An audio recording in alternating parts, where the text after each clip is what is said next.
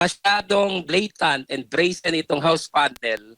They do not really know what they are doing. Medyo kulang sila sa eksperyensya.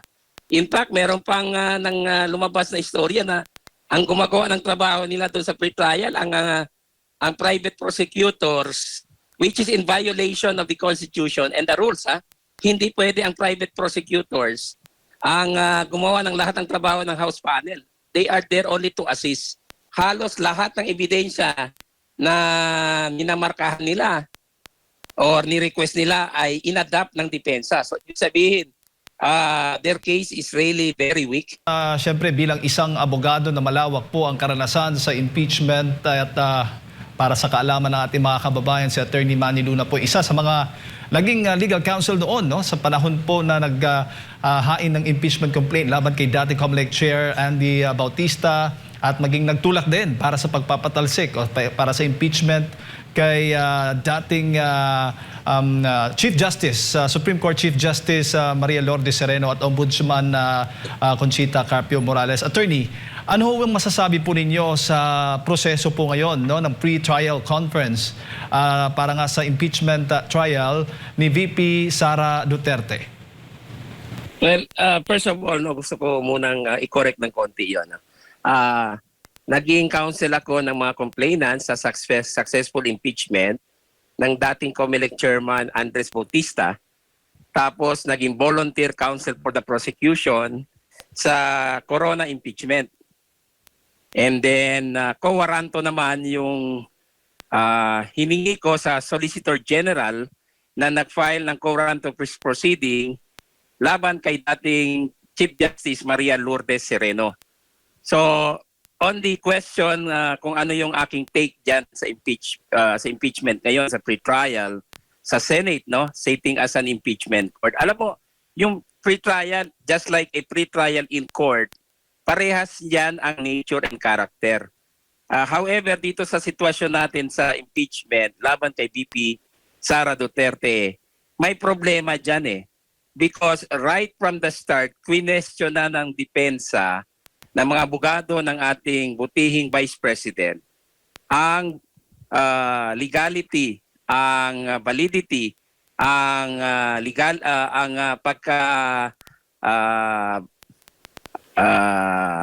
void ng articles of impeachment. So during the pre-trial, nakita natin na ni-raise po yan ng depensa ni Vice President na ikinabahala at ikinagalit raw ng prosecution na sa tingin ko hindi preparado sa mga ganong klaseng mga taktika dahil akala nila sumasang-ayon na ang depensa sa kanila dahil nag-agree na mag-appear sa pre-trial. Remember, nung nag-file ng answer ang Vice President Sara Duterte, it was an answer at cautelam. Or answer at cautela, meaning precautionary answer lang yan, Jade at Atmar. Hindi ibig sabihin na tuluyang sinabmit ng Vice Presidente ang issue of jurisdiction dyan sa Senate Impeachment Court kasi kine-question nga nila ang invalidity and voidness ng articles of impeachment na final ng House of Representatives.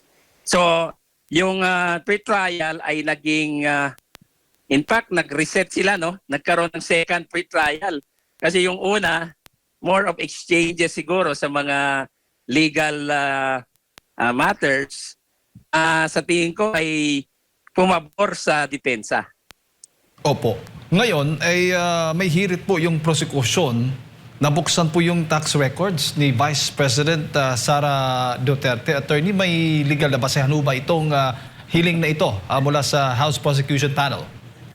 Yun nga ang problema dyan. Kine-question ng depensa because remember, nung nasa House pa ang articles of impeachment, hindi pa nga nabuo nung time na yun dahil may hearing sa House Committee on Justice. Binusisi na ng committee yung mga bagay na hindi dapat nila binusisi. Like for example, sinupina nila yung BIR commissioner para dalhin yung tax records at ibang mga records ng ibang agencies o opisina para gawing basehan laban sa Vice Presidente dahil nakita nila na mahina yung impeachment complaints laban kay VP Sara. So ngayon, questionable yan because merong prematurity sa action ng House Committee on Justice because only the Senate sitting as an impeachment court. Sa aking experience and base sa Constitution at sa ating rules ng both houses, only the Senate can subpoena the tax records, hindi ang House Committee on Justice. So, hindi nila buksan yan doon sa level nila, pero yung pamamaraan na ginawa nila mukhang foul. And that becomes an issue now because sa tingin ko walang nexus na na-establish or link ang prosecution para ipasubpina itong tax records ng mag-asawang Duterte. Remember, under Article 270 of the National Internal Revenue Code, confidential ang tax records that can only be open or scrutinized in a proper legal proceedings or in impeachment proceedings. However, hindi po yan absolute. Ibig sabihin, kailangan nasa articles of impeachment yung complaint mo or allegation na merong connection between the tax records at saka yung allegation of unlawfully acquired wealth or ill-gotten wealth, so to speak. So, which I doubt dito because very defective yung articles of impeachment na final ng House with all due respect. Kaya sa tingin ko magkakaproblema dito because if there is no nexus or link that can be established by the prosecution, then there is no basis for the request for subpoena. Opo. Para lang din makarelate po yung ating mga kababayan, tinutukoy pong tax records, attorney, noong panahon na nagsasagawa po ng hearing, yung nasa malaking kahon po yon na hindi po binuksan ng House Committee. Ngayon dito sa pre-trial conference, bago nga magtapos, ngayong araw nga ay inaasahan natin magtatapos itong pre-trial conference, ay gusto ngang buksan, which is, sabi mo, unconstitutional. Hindi po pwedeng during pre-trial buksan itong tax records na ito ng Vice Presidente. Actually, hindi nila hinihingi na buksan kaagad sa pre-trial. They were requesting na ito ay markahan, may reservation siguro sila sa markings, at i-present sa trial proper ng Senate proceedings. Ang problema lang dito, mula sa simula, walang link itong mga tax records doon sa complaints ng dalawang grupo na nag-file ng impeachment complaints laban kay Vice Presidente Sara Duterte. So ngayon, paano mo ma-justify ang subpoena na hinihingi nitong prosecution panel sa Senado para mapayagan ang pagbukas nitong tax records? Remember also that the tax records are protected by the Data Privacy Act, hindi lang ng Article 270 ng National Internal Revenue Code. So hindi po ito basta-basta. This is a very serious matter which can even be questioned before the Supreme Court in a proper proceeding or petition. So yan ang problema ng House. Hindi sa depensa ang problema. The defense is just doing their work. But the House panel has committed a grave error or a mistake right from the start. Kaya ngayon medyo sila, in estopel sila. Their action can be questioned now. At saka, if you scrutinize the articles of impeachment nila, very defective. Kasi walang masiyahan yung articles of impeachment dahil hindi naman covered ng ill-gotten wealth allegation na wala naman doon sa articles of, doon sa complaint na pinail ng dalawang grupo way back doon sa House Committee on Justice. So, one defect leads to another and one void proceeding leads to another. Yun ang problema ngayon dito. And the Vice President can always question that in a proper petition before the Supreme Court. Opo. Yung tax records ay kasama po doon yung kanyang asawa, ang asawa po ng Vice Presidente, attorney. Para nga daw sa Article 2, yung unexplained wealth na sinasabi po doon sa Articles of Impeachment. At tinutulan nga ng depensa, sabi, ang argumento ay walang kinalaman doon ang tax records ng asawa sa panunungkulan ng Vice Presidente. Pwede ba niyong maipaliwanag yan para sa kaalaman ng ating mga kababayan? Remember, Attorney Manscarpio is not a public officer. neither is he an impeachable officer. Ang public officer at impeachable officer lamang, para sa kaalaman ng lahat, ay si Vice President Sara Duterte. So ngayon, paano ma-justify ng prosecution panel ng House yung paghingi nila ng subpoena na magko-cover doon sa mga tax records ni Attorney Manscarpio? Bawal yan because he is not under trial. He is not an impeachable officer, so walang basehan. Second, ay yung privacy ni Attorney Manscarpio will be violated here. Remember, sabi ko nga, protected din ito ng Data Privacy Act aside from Article 270 of the National Internal Revenue Code. So, masyadong blatant and brazen itong House panel. They do not really know what they are doing. Medyo kulang sila sa eksperyensya. In fact, meron pang lumabas na istorya na ang gumagawa ng trabaho nila doon sa pre-trial, ang private prosecutors, which is in violation of the Constitution and the rules. Hindi pwede ang private prosecutors ang gumawa ng lahat ng trabaho ng House panel. They are there only to assist. Jade and Admar, ako naman hindi ako nagtataas ng bangko. I serve as a volunteer counsel sa prosecution sa Corona impeachment. At ako ang in charge for the volunteer private prosecutors group doon sa pre-trial. Pero yung pre-trial headed by our public prosecutor who is a congressman. Inassist ko lang siya doon. Because you cannot take the role of lead prosecutor if you are just a private volunteer prosecutor. Bawal po yan. Kung totoo yun, another blunder yan na nangyari dyan sa pre-trial conference. Opo, at kinu-question nga ng depensa baga may tangkang tangkang ipatanggal bilang ebidensya yung SALN ng Vice Presidente Attorney. So maaari po 'yon dahil sa nakikita po niyo hindi po ganoon kabigat yung ebidensya na yan para po sa impeachment laban sa pangalawang pangulo. Hindi lang 'yon. Yung SALN na yan covers periods na hindi pa siya impeachable officer. For example, ng vice mayor siya. So anong connection dyan sa impeachment proceeding? Di ba? So yan ang isang malaking katanungan ngayon kung pwedeng payagan yan. And other objections that are valid na ni-raise na ng depensa sa pre-trial conference at sa kanilang answer at kautela. Opo. At maaari ho ba pag ako sakali bang papaboran, pabubuksan nga ng Senate Impeachment Court yung kahon na naglalaman ng tax records ng Vice Presidente, automatic ho ba yun? Talagang maging ebidensya na ng House Prosecution Panel? Well, the Vice President can always question that in a petition for certiorari and prohibition with temporary restraining order sa kataas-taasang hukuman. Nangyari yan sa Corona impeachment wherein some bank records were blocked through a TRO issued by the Supreme Court.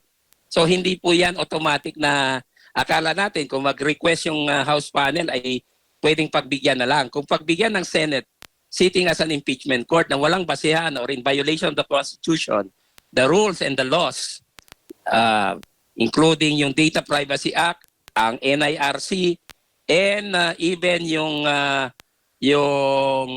rights ng private persons dito like Attorney Manscarpio na hindi naman impeachable officer, pwede yan harangin ng Korte Suprema because that is also part of the rule of law. Opo. Paano ho niyo tinitingnan ang dami po ng mga ebidensya, dokumentong dala ng House Prosecution Panel laban po sa Vice Presidente?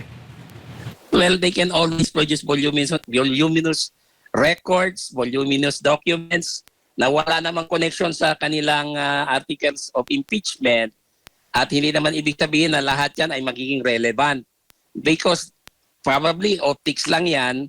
In fact, karamihan dyan ay inadapt pa ng depensa as part of their evidence.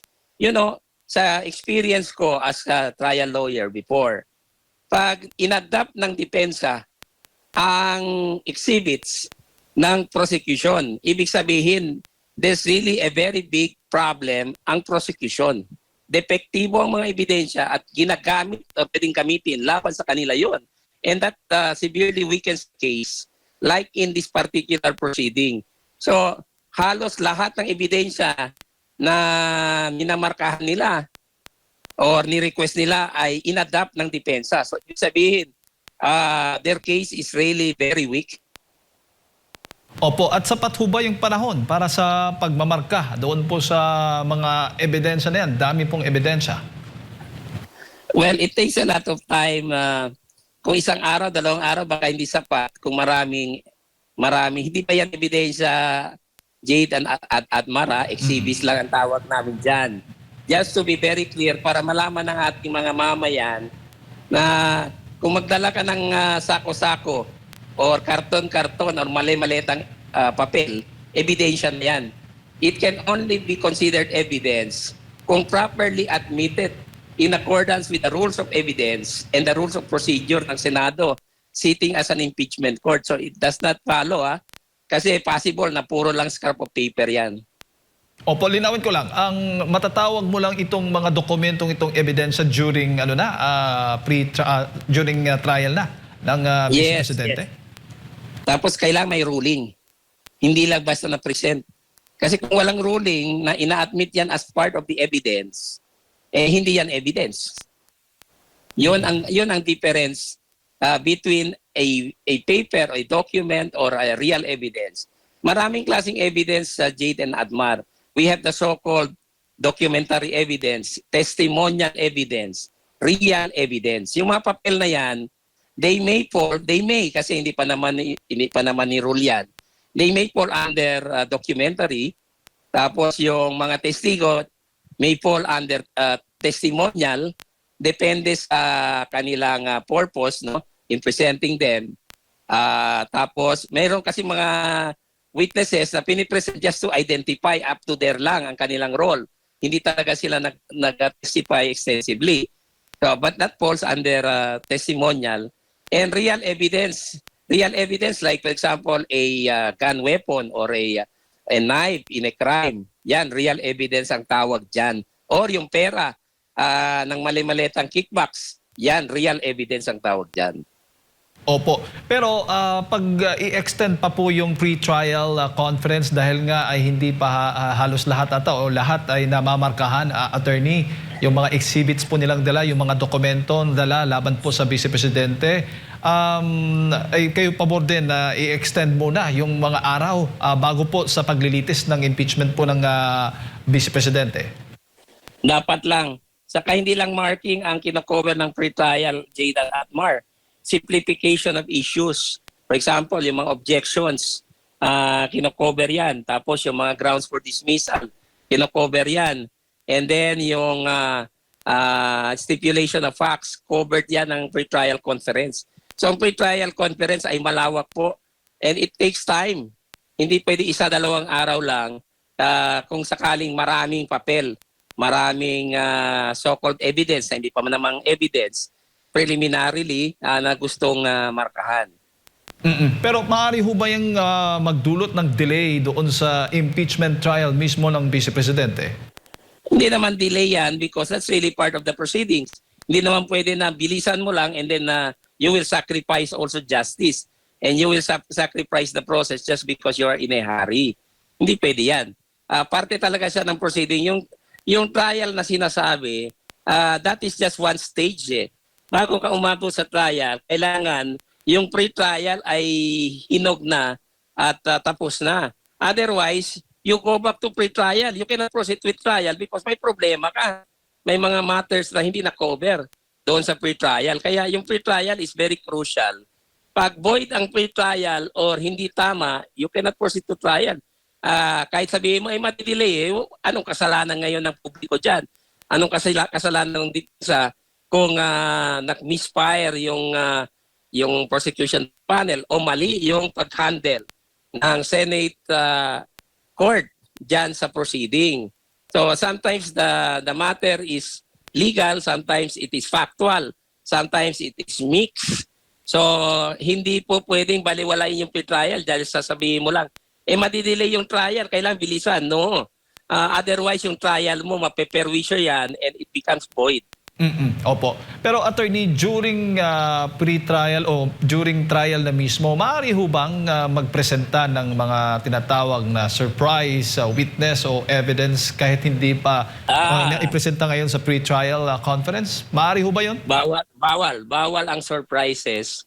Sa pre-trial ngayon, base sa rules ng Korte Suprema, no, na inadapt naman ng Senate Impeachment Court kasi ano yan, suppletory ang application ng rules of court sa impeachment. Yung surprises bawal na. Wala na yung